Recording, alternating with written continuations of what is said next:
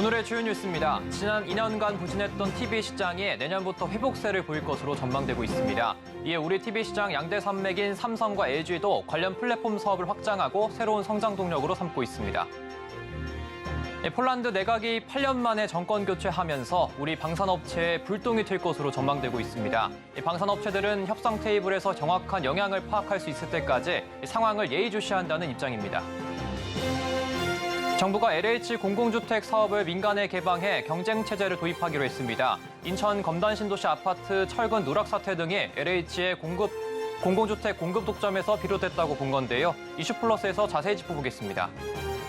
LS 머티리얼즈가 코스닥 입성 첫날 공모가 4배에 달하는 따따블 상승을 기록했습니다. 공모주에 대한 기대감에 2차전지 투자 심리가 더해져 급등세를 탔다는 분석입니다.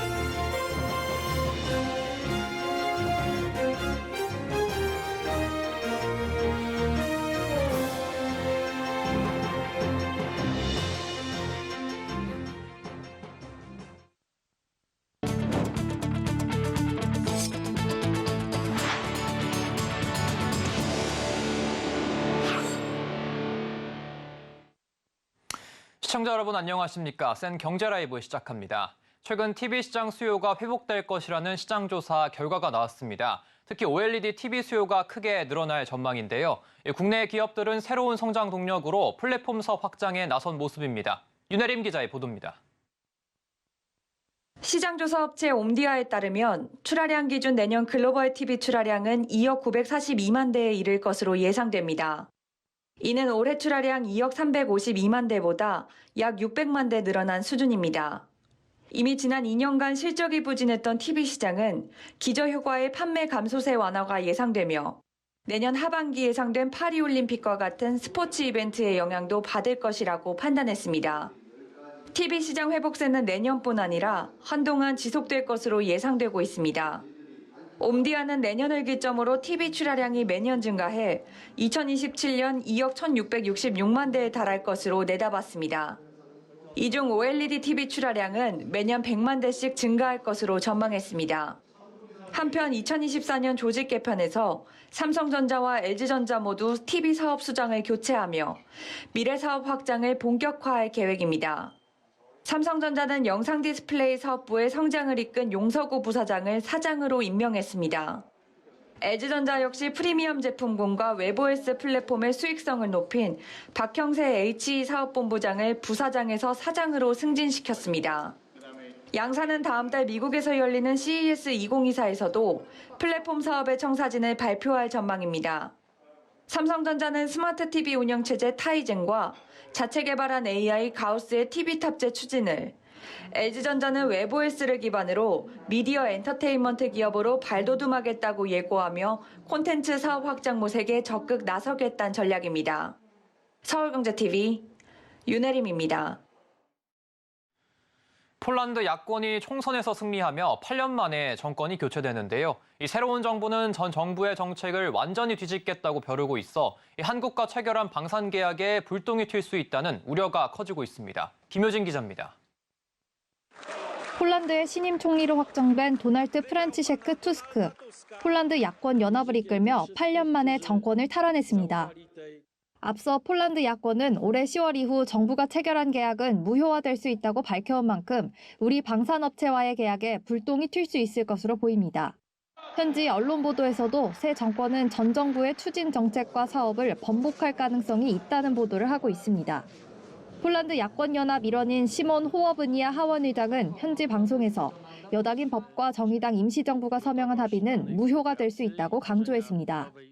집권당의 입김은 특히 2차 계약을 맺지 않은 업체나 10월 총선 이후 2차 계약을 맺은 업체를 중심으로 영향을 끼칠 것으로 보입니다.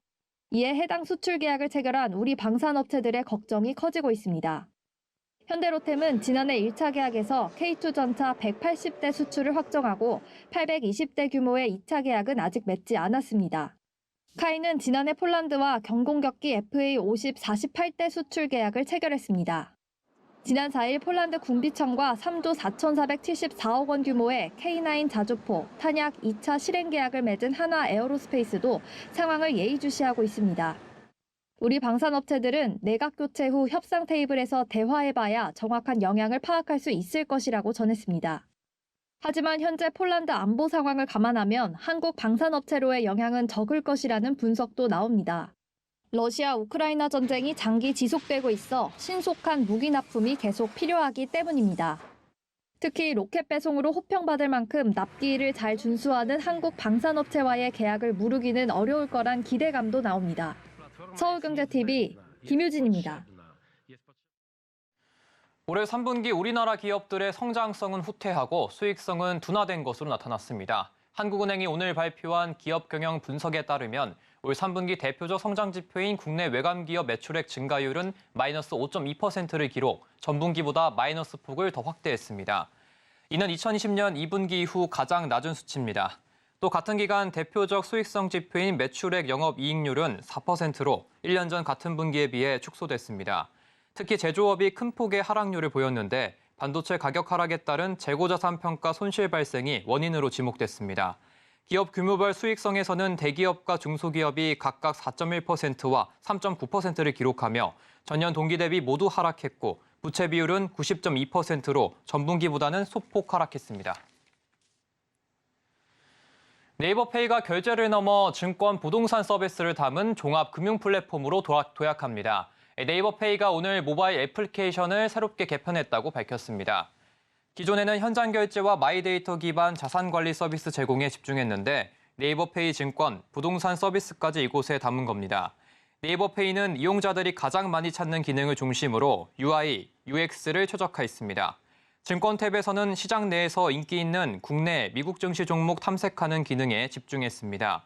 특히 연령별 인기 종목, 자산액 상위 1%가 보유한 종목 등 앱 전용 콘텐츠도 새롭게 제공합니다. 부동산 탭은 매물 지도를 첫 화면으로 전면 배치해 매물 탐색 기능을 한층 강화시켰습니다. 네이버페이는 네이버페이 앱을 통해 현장 결제와 자산 관리뿐만 아니라 증권과 부동산 정보 탐색까지 손쉽게 할 수 있게 되면서 사용자들이 소비, 관리, 투자를 더욱 효율적으로 할 수 있을 것으로 기대한다고 전했습니다.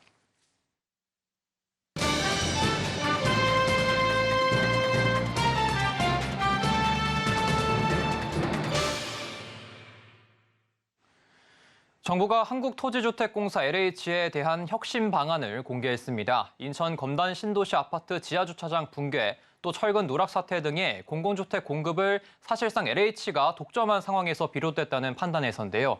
정부는 LH의 공공주택 사업을 민간에 최초로 열어 경쟁체제를 도입하기로 했습니다. 자세한 이야기는 서청석 기자와 나눠보도록 하겠습니다. 안녕하십니까? 네, 안녕하세요. 네, 먼저 정부가 LH가 이 공공주택 공급을 사실상 독점하고 있다 이렇게 표현을 했는데 이 공공주택 공급 규모가 어느 정도가 됩니까? 네, 그동안 공공주택 사업은 확실한 LH의 영역이었는데요. 예. 공공주택 특별법은 LH 같은 공공기관만 공공주택 사업자가 될 수 있도록 했습니다. LH는 공공주택의 공급량 72%를 차지하고 나머지는 서울주택도시공사, 또 경기도주택도시공사, 이렇게 지방공사 등이 담당했습니다. 설계, 시공, 감리 등 LH의 발주 규모는 연간 10조 원에 달하고 있는데요. 이런 상황에서 LH의 공공주택 공급 규모가 더 커지면서 건설 과정에 대한 관리 소홀, 또 부실 감리와 품질 저하의 악순환이 나타났다는 게 정부의 진단입니다. 네, 정부가 이 전관 카르텔에 대해서도 좀 뿌리를 뽑겠다 이렇게 말을 했는데 이 부분은 좀 어떤 점을 지적한 걸까요? 네, 일단 LH가 공급한 공공주택 물량이 2013년부터 2017년까지 26만 4천 가구, 또 2018년부터 2022년까지 28만 4천 가구였는데요. 5년간 270만 가구 공급 계획을 내놓은 현 정부도 상당 부분을 LH에 기대할 수밖에 없는 상황입니다. 때문에 LH의 대규모 발주를 따내려고 전관을 채용하는 사례가 늘어나면서 공고해진 전관 타르텔의 실상은 철근 누락 사태로 여실히 드러났습니다. 특히 2018년부터 2022년까지 5년간 LH의 설계, 감리 용역 수주 규모 상위 10개사 중 1개사를 빼면 모두 LH 전직 직원이 취업한 관계사였습니다. 네, 그렇다면 이 LH의 공공주택 독점과 이 전관 카르텔을 좀 막기 위해서 현재 정부가 좀 내놓은 방안이 어떤 게 있을까요? 네, 이런 상황을 막기 위해서 정부는 LH의 공공주택 독점이 품질 저하를 불렀다고 보고 공공주택 사업권을 민간에도 열도록 했습니다. 현재는 LH가 시행하는 아파트의 공사만 민간 건설사가 맡거나 또 공동으로 시행할 수 있는데 앞으로는 민간 건설사가 단독으로 시행을 할 수 있도록 한 겁니다. 시행권을 놓고 현재 LH와 민간 건설사를 경쟁시켜서 우수한 사업자가 더 많은 공공주택을 공급하도록 구조를 바꾸겠다는 건데요. 분양가와 하자 빈도, 또 입주민 만족도 등을 평가해서 택지별 지구 단위 계획 수립 때 공공주택 사업을 LH가 할지 민간이 할지 정하는 방식입니다. 다만 이를 위해서는 이제 공공주택법의 개정이 필요한 상황입니다. 네, 말씀을 해주셨는데 이 공공주택의 민간 시행 그리고 또 LH에서 공공주택을 시행하는 게 어떤 차이점이 있을까요? 네, 새로 도입 예정인 공공주택 민간 방식의 가장 큰 특징은 민간이 LH에서 택지를 분양받아서 힐스테이트나 레미안, 자이 같은 자체 브랜드를 달아서 공공 분양을 할 수 있게 되는 겁니다. LH 시행 공공주택과 똑같이 분양가 상한제를 적용하고 또 정부에서 정한 공공주택 공급 기준에 맞춰서 주택을 공급하게 됩니다.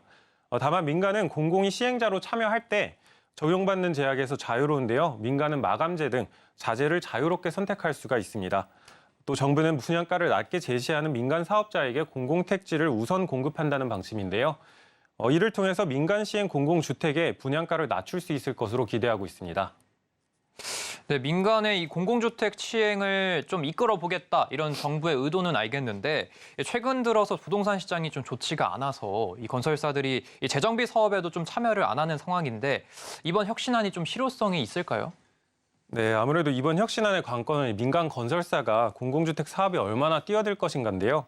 원자재 값과 인건비 상승으로 인한 공사비 급증, 또 고금리로 인한 수익성 악화 등이 따르고 있어서 말씀하신 대로 주요 건설사들이 서울 알짜 재정비 사업에서도 입찰을 하지 않고 몸을 사리고 있는 상황입니다. 정부의 입장은 시세보다 낮게 공급되는 공공주택을 민간 건설사도 참여해서 공공과 동일한 가격의 고품질 주택을 만들거나 또 동일 품질의 주택을 더 저렴하게 만들라는 건데 민간 건설사 입장에서는 사업성이 나오는지에 대해서 고민할 필요가 있는 상황입니다. 때문에 건설업계에선 주택 품질을 고품질로 갖추고 싼 값에 공급하라는 정부의 요구가 있다면 건설사들의 참여가 어려울 것이라는 의견과 함께 또 시공 이윤이 남지 않더라도 시행 이윤이 보존된다면 참여 이유가 있다는 의견으로 나눠졌습니다. 네, 지금까지 서청석 기자였습니다. 말씀 고맙습니다.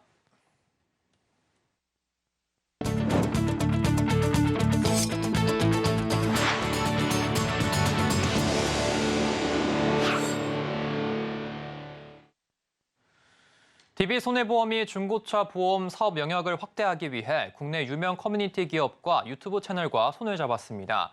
DB손해보험은 지난 8일 국산 수입차 등 2천만 동호회원을 관리하는 국내 최대 자동차 커뮤니티 기업 시퀀스N과 구독자 130만 명 이상을 보유한 유튜브 채널 중벤저스와 업무 협약을 체결했다고 오늘 밝혔습니다. DB손보는 이번 협약을 통해 시퀀스N과 중벤저스의 영향력을 기반으로 중고차 시장에서 필요한 부가담보, 상품 개발, 자동차, 운전자 보험을 접목해 중고차 보험 사업으로 확대한다는 계획입니다. DB손보는 각 채널에서 DB손보와 협약된 다양한 보험 담보와 중고차 특화 상품을 소개해 유튜브 구독자들의 보험 가입에 대한 관심이 높아질 것으로 기대한다고 설명했습니다. 앞으로 금융지주와 은행 이사회의 기능과 독립성이 강화되고 회장 은행장 경영승계 절차도 지금보다 더 확대됩니다.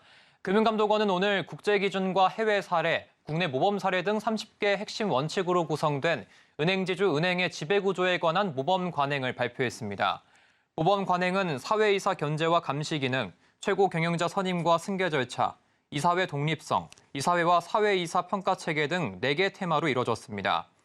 금감원은 최고 의사결정기구인 이사회가 독립적이고 충실한 업무 수행을 할 수 있도록 사회이사 전담 지원 조직을 설치하도록 했습니다. 또 사회이사의 전문성을 높이기 위해 연수 교육 프로그램도 마련토록 했습니다. 또 최고경영자 선임과 승계 절차에 관련해서는 은행의 경우 지주가 아닌 산하은행 이사회가 기능할 수 있도록 했습니다. 지주와 은행은 1, 2년 전에 경영 승계 계획을 세울 수 있도록 하고 외부 후보군에 대해서도 공정한 평가를 받는 방안 마련을 금감원은 주문했습니다. 올해 IPO 시장 마지막 대어로 꼽히는 LS 머티리얼즈가 화려하게 증시에 입상했습니다. 상장 첫날 주가가 공모가의 4배인 따따블에 성공했습니다. 김혜영 기자입니다. LS 머티리얼즈가 코스닥 입상 첫날 24,000원까지 치솟았습니다. 공모가의 4배에 달하는 주가 상승률입니다. 시가총액은 단숨에 1조 6천억 원으로 불어났습니다. 공모주에 대한 기대감과 2차 전지 투자 심리가 더해지며 급등세로 이어졌다는 분석입니다. 40%에 달하는 구주 매출 부담도 털어낸 모습입니다. 이로써 LS 머티리얼즈는 올해 따따블의 두 번째 주인공이 됐습니다. 지난 6일 KNS가 공모주의 가격 제한폭 확대 이후 첫 따따블 종목에 이름을 올린 바 있습니다. LS 머티리얼즈는 이번 상장을 통해 전기차와 2차 전지, 풍력 등 친환경 신성장 산업을 아우르는 종합 수혜주로 도약한다는 포부입니다. 지난 2021년 LS 엠트론의 사업 부문이 물적 분할되면서 설립된 LS 머티리얼즈는 에너지 저장 장치인 울트라 커패시터를 주력으로 생산하고 있습니다. 유진투자증권은 LS 머티리얼즈는 국내외 주요 고객의 높은 신뢰를 기반으로 안정적인 실적 성장을 지속할 것으로 예상한다며 신규 사업 확대 및 전기자동차 배터리 시스템 부품 사업 확대로 중장기적인 성장 동력 확보는 긍정적이라고 평가했습니다. 서울경제TV 김혜영입니다. 배달의 민족이 외식업 사장님들을 위한 대규모 축제를 진행합니다. 장사 성공 노하우부터 외식업 컨퍼런스, 각종 현장 클래스 등이 한자리에 마련됐습니다. 현장에 이재영 기자가 다녀왔습니다. 배달의 민족 운영사인 우아한 형제들이 오늘부터 이틀간 코엑스에서 외식업 사장님 행사인 배민 사장님 페스타를 진행합니다. 배민 사장님 페스타는 올해 처음 진행되는 행사로 배민이 보유한 배달, 상권, 주문 등의 데이터 기반 통계 정보와 외식업 전문가 강연 등이 진행됐습니다. 이제 엔데믹을 맞이해서 외식업 사장님들이 현장에 나오셔서 좀 더 다양한 외식업 솔루션들을 직접 체험해 보시고 맛보시고 그리고 다른 사장님들과의 성공 노하우들을 공유하실 수 있는 그런 공유의 장으로 이번 행사에 중점을 두었습니다. 전시장엔 배민 아카데미 클래스, 마스터 클래스 부스에 가장 많은 사람들이 몰렸습니다. 가게 운영과 손익 관리, 마케팅 방법 등 가게 매출을 올릴 수 있는 노하우를 들을 수 있어서입니다. 전국 각지에서 모인 외식업 사장님들은 개별 가게 사정에 맞춰 필요한 부분들을 채웠습니다. 제가 아직 장사를 시작한 지 얼마 안 됐다 보니까 확실히 이게 놓치고 있던 부분들, 몰랐던 부분들이 되게 많이 있었는데 도움이 많이 된 것 같아요. 노무, 세무, 법률 등 1대1로 전문가 상담이 가능한 전문가 컨설팅도 마련돼 실질적인 가게 사정에 도움이 된다는 평가도 받았습니다. 가게 문제가 좀 있어서 노무 상담을 받았는데 노무 상담도 실질적으로 저희한테 되게 도움이 되는 답변을 해주셔서 배민 외식업 컨퍼런스 프로그램도 진행됐습니다. 이 컨퍼런스는 외식업 사장님들을 대상으로 외식업 트렌드 및 성공 전략 등을 알려주기 위한 내용으로 구성됐습니다. 이번 컨퍼런스에선 지난해부터 배달의 민족과 서울대 소비트렌드 분석센터가 공동으로 연구 및 발표하고 있는 2024 외식업 트렌드를 공개하며 앞으로 나아가야 할 사업 방향도 제시했습니다. 이와 함께 주문수 상위 20% 사장님들의 배달앱 활용 전략, 배민앱 통계 데이터로 알아보는 배민 트렌드 강연도 함께 진행됐습니다. 배달의 민족은 앞으로 외식업 사장님들에게 도움이 되는 교육 프로그램 등을 더 강화해 나가는 방침입니다. 서울경제TV 이지영입니다. 지난해 우리나라 1인 가구 비중이 또다시 역대 최대 비중을 기록했습니다. 통계청에 따르면 1인 가구 비중은 750만 2천 가구로 전체의 34.5%를 차지했습니다. 또 전체 1인 가구의 60%는 연소득 3천만 원 이하인 것으로 조사됐습니다. 방송통신심의위원회는 오늘 해외 SNS를 통한 대포폰과 대포통장 거래가 전년 대비 4배나 증가했다고 밝혔습니다. 방심위는 10월까지 총 2,205건의 불법 거래 정보를 적발해 접속을 차단했다고 전했습니다. 지영미 질병관리청장은 오늘 코로나19 위기 단계와 관련해 내년 초 단계를 하향하는 걸 검토하겠다고 밝혔습니다.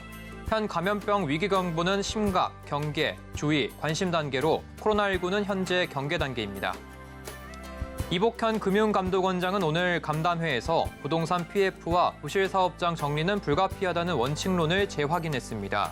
그간 금융당국과 금융권은 부실 PF 만기를 연장해온 만큼 이 원장의 발언은 금융당국이 조만간 부실 정리에 본격적으로 나설 거란 신호로 풀이됩니다.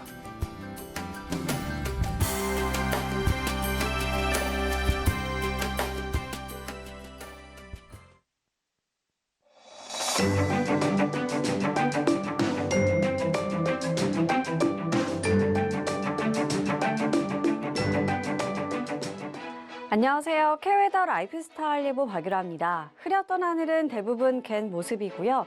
현재 영동으로 비가 조금씩 이어지고 있고 제주에는 빗방울이 떨어지고 있습니다. 저녁부터 밤 사이면 대부분 그치겠습니다. 한편 경북 해안과 전남, 제주는 오늘 밤부터 내일 오전까지 강한 바람이 이어지겠습니다. 내일은 대체로 맑다가 저녁부터 차츰 구름 많아지겠습니다. 날은 당분간 평년 기온을 웃돌며 이맘때와 비교해 크게 춥지 않겠습니다. 서울의 아침 기온은 1도에서 10도 안팎, 한낮에는 11도에서 12도 선을 보이겠는데요. 다만 일교차가 크겠습니다. 이후 토요일부터는 찬 공기가 남하하면서 날이 급격히 추워지겠고요. 일요일부터는 중부지방을 중심으로 아침 기온이 영하 10도 내외로 떨어지는 등 강추위가 찾아오겠습니다. 한편 목요일과 금요일 사이에는 전국에 비 소식이 들어있습니다. 다음 자세한 지역별 내일 날씨입니다. 중부지방 아침에는 서울이 1도, 춘천 영하 3도로 춥지만 한낮에는 9도에서 12도까지 올라 포근하겠습니다. 동해안도 아침에는 2도 선으로 춥지만 낮에는 속초 8도, 강릉은 10도까지 오르겠습니다. 남부지방도 한낮에 광주 13도, 부산 16도로 온화하지만 아침, 저녁에는 기온이 크게 내려가 춥겠습니다. 바다 물결은 대부분 해상에서 최고 3에서 4m까지 매우 높게 일겠습니다. 날씨였습니다. 이상으로 센 경제 라이브 마칩니다. 함께해 주신 여러분 고맙습니다.